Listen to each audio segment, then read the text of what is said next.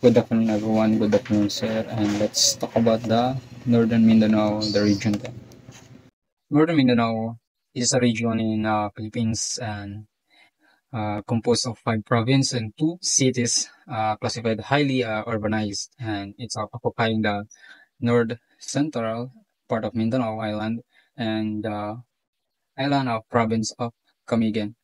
And the Cagayan de Oro City is a regional center, and also the Lanao del Norte was transferred to Northern Mindanao from Region 12, and it also called the Central Mindanao by virtue of Executive Order number 36. The province of Northern Mindanao, we have 5 provinces. The first is the Bukidnon in south and Misamis Oriental north. Camiguin is northeast, and Lanao del Norte sa west, and also the Misamis Occidental also west. Bukidnon has a vast agricultural resources which are suitable for all types of crops. And also this the Bukidnon is our supply of raw material na processing for the agri-industrial centers of the region. Sa Bukidnon, meron people, we have 7 tribes in Bukidnon. The first is the Bukidnon, second is Manubo, and Igao Unon, Tala Andig, and Tegwakanon, Umayam Nun, at ang huli ay Matig Taloy. And the dialect or the language sa Bukidnon, meron tayong Cebuano. Most spoken dialects din sa Bukidnon ang Cebuano, and nagpunta siya ng 44.5% of total provincial households, and the other dialect, the Bisaya, is 29.10%. Hiligaynon or Ilonggo ay 7.29%, and the Bukidnon or Binukid with 6.81%. Culture naman ng Bukidnon, it is home to a wealth of traditions and is abounding in cultural, artistic, and aesthetic heritage. So, sinasabi ito is bunga siya sa sagana siya sa cultural, realistic, and aesthetic heritage. And Bukidnon is a visual art. Bukidnon visual art is a traditional expressed in weaving. Bali, ito ang weaving. Ayan. And crafts, ito naman. Ayan. And earth painting. And also the beadwork and patchwork and embroidery. So, ayan yung mga example nila. So, yung iba naman, nahimo naman natin yung project natin sa high school or senior high. Ganyan yung mga example na kanilang culture. And the religion of the Bukidnon is a traditional people is generally monotheistic. No? Monotheistic sila. And they believe in one God, which is the Magbabaya. Monotheistic, it is paniniwala sa isang God, and which is ito ang Magbabaya. So, ang Magbabaya, ito yung pininiwala nilang gumagabay at mumoprotekta sa kanilang kalikasan. And so, let's talk naman sa festivals ng Bukidnon, ang Kaamulan Festival. So, ang festival is from the Bukidnon word of Amul. Amul siya, ang ibig sabihin nito ay together. Together, which means magtipon or magpulong sila, magsama-sama kayo na magtipon-tipon. Yun ang ibig sabihin ng Amul or Kaamulan. And okay, it is a gathering of Bukidnon, that's why I said before early. It is tribes people for a purpose. Kaamulan celebrates the customs and traditions of the 7 tribal groups that originally inhabited the Bukidnon region. So ayun sinabi ko kanina, yung 7 tribes, sila magtipon-tipon, magsama-sama for celebrations para sa traditions, customs, and para sa kanilang tribal groups or sa mga kanilang tribo. And it is a showcasing the unique indigenous culture of Bukidnon. Its Kaamulan is held annually in the province, particularly in Malaybalay City, the provincial capital. So Malaybalay City is a provincial capital from the second half of February to March 10. Okay, yan sila dun, second half sa February to March 10, and which latter date marks the anniversary of the creation of Bukidnon as a province in 1917. So yun, it is celebration nila sa kanilang festival. May celebrate nila ito for tanda ng mark or landmark the anniversary of the creation na naging ang Bukidnon na as a province in 1917. And also, meron din silang tourist spot. Ito ang the Hilayang Forest Park. So this is a forest longest dual zip line. It serves the visitors in adventure site at the base of Mount Itanglad. So din sa Bukidnon, meron silang tourist spot, which is ito yung longest dual zip line. Ito serves visitors. So guys nila enjoying kay forest man sila, tapos gana ay malapit sa Mount Itanglad. And other amusement daw is include the surf, luge, ATV, and accelerating drop zone. And the park is also upper classes sila, nag-upper class accommodation. And the forest is scenery is also a breathtaking, so makapahinga ka ng maayos at relax sa kanilang tourist spot at mag-enjoy ka. So meron pa dito ang Monastery of Transfiguration. It is situated in Barangay San Jose, Malaybalay City. This structure resembles to an Egyptian pyramid. So parang simini sa Gigan Pyramid Alpha Triangle sa San Jose, Balay. No, naka-structure siya na katulad sa Pyramid of Egyptian. This monastery is a dwelling place to Benedictine monks and monastery farms. So, diba? Parang sa Egypt, may mga monk din. And it is a producing and processing world-class coffee branded as a province of Misamis Oriental, the second province, and it is the hub and industrial center of the region. So the Misamis Oriental is a center of region.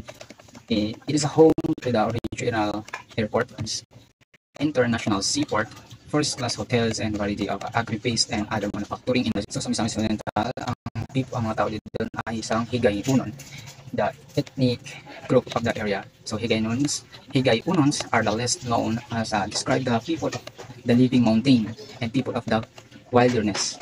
In fact, their name is derived from Higa. Ibig sabihin ay to live or reside. And Goan naman is a mountain, ang ibig sabihin ng Goan. And the Unon is a people. So pag pinagsama sila, kaya natawag silang Higay-Unon. Pinag-combine ko lang yun. And kanilang language or dialect naman nila ay Cebuano. Ang other naman ay ang Hiligaynon, Waray, and Maranao. So, mas common sila sa Cebuano, ang kanilang kultura. It is that Hiligaynon tribe can be best described as one piece for solving the internal conflicts of other ethnic groups. Diba? They practice an ancient ritual called Tampu Dashu Balayon. Ang ibig sabihin ay Treaty of the Green Vine Branch. So, di ba, ang ganda nun.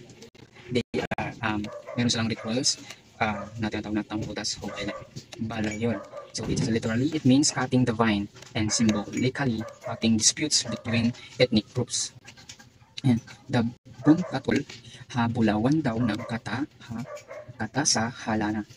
It's a treasured unity of love and peace. So, it's a treasure of unity, kakaisa, and love and peace. It's a code of conduct they faithfully follow.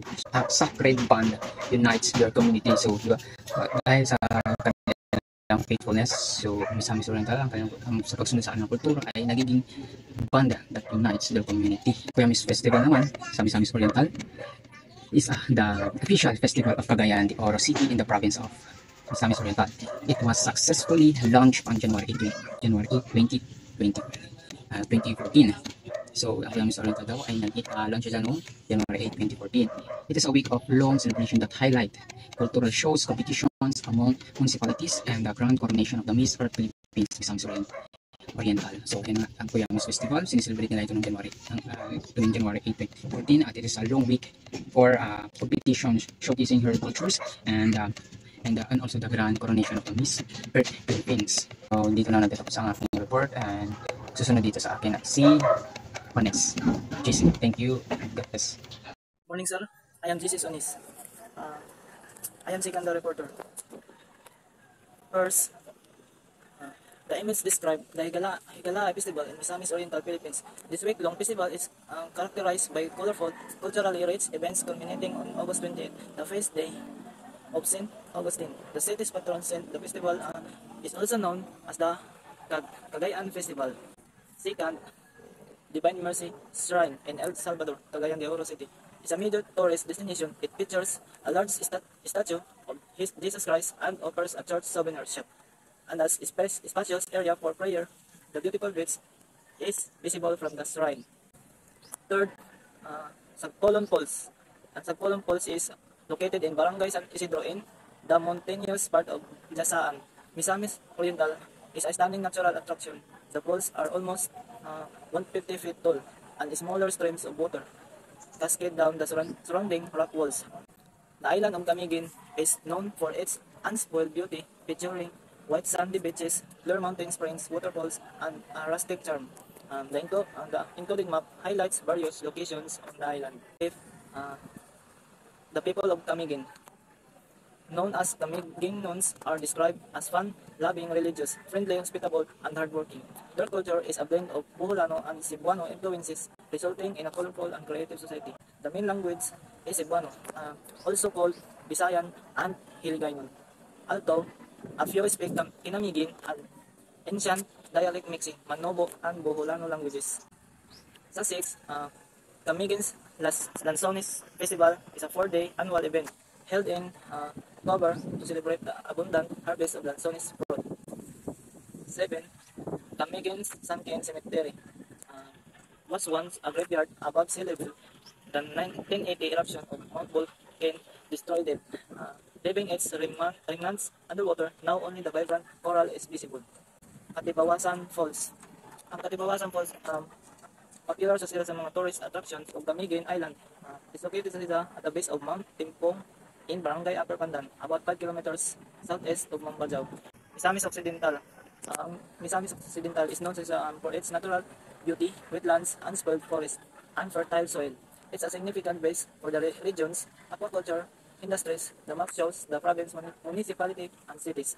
Sa Misamis Occidental nga po na where the Bukidnon people, they moved inland as settlers from Cebu and Bohol arrived. The language spoken in the region include Cebuano, Subanin, Merani, Tagalog, and English. Misamis Occidental's cultures offers a blend of heritage and modern amenities catering to tourism and business. Once a center of influence in northern Mindanao, it's experiencing economic growth. Its agro-fishery industrial nature makes it a diverse destination with a mix of urban and rural elements.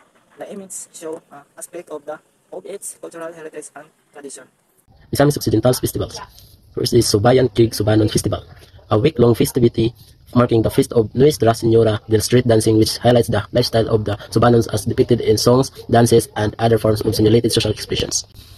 And Binalbal Festival, held every 1st of January in Todila. It is a unique celebration of welcoming the New Year for the townsfolk of Todila. Misamis Occidental Aquamarine Park. The Misamis Occidental Aquamarine Park is one of the many places in the Philippines where a fish and dolphin sanctuary called Dolphin Island is found to preserve community marine biodiversity and to cater to those who are coming to visit for one day of entertainment and worthwhile activity. Balingao Wetland Park. One of the best parts of visit Balingao Wetland Park is the entrance, where visitors get to walk through a mangrove forest via a coconut walkway. Feeding time is the best time to be here an hour before high tide. Lanao del Norte. The newest province added to the northern Mindanao region. It is traversed by several rivers, the most important of which is the Agos River, which feeds the Mac Cristina Falls, a major source of hydroelectric power for the Mindanao grid. Lanao del Norte. People. Maranao are the natives of the place occupying the land around Lake Lanao, which is situated at the central part of Lanao del Sur. Language and dialect. Maranao refers not just a people group but also to their language, spoken by people living in the provinces of Lanao del Sur and Lanao del Norte. Culture. The Maranao are one of the several major Muslim people groups in the Philippines, which together constitute a small percentage of the country's population. Like most Muslims, they consider themselves to be Muslim rather than Filipino. Despite the fact that Islamic beliefs are fervently held, efforts to read the culture of traditional island beliefs have not even totally successful, and this belief persists and mixed with the Maranao Islamic faith to some degree. Sagayan Festival. The Sagayan Festival is held on araw ng Lanao del Norte.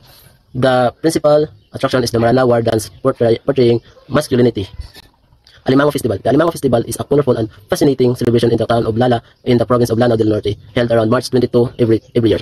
It is in line with the thrust of the national leadership and Department of Tourism promote and enhance a community-based development and sustainable tourism. Tinago Falls. Tinago Falls is a waterfall and the Agos River located in between the town of Linamon and Iligan City, Lanao del Norte in the southern Philippines island of Mindanao.